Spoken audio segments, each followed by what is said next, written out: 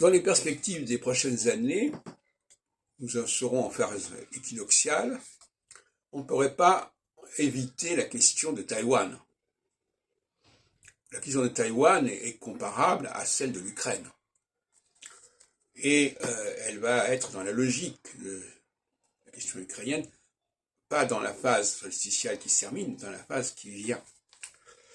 Donc, toutes les tentations et tentatives de renforcer une impérialité historique ancienne vont être là, en remettant en question les divisions juridiques, administratives, que l'on ne prend pas très au sérieux, que ce soit en Ukraine ou que ce soit en Chine. Après les barrages de papier, voilà, on a décidé ceci, on a décidé cela.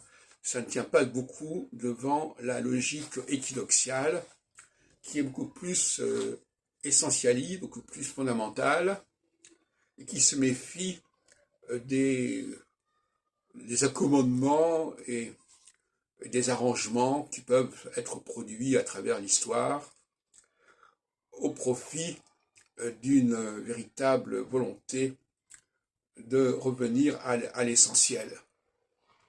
À l'essentiel, c'est-à-dire au poids de l'histoire, à la domination historique, à la domination culturelle.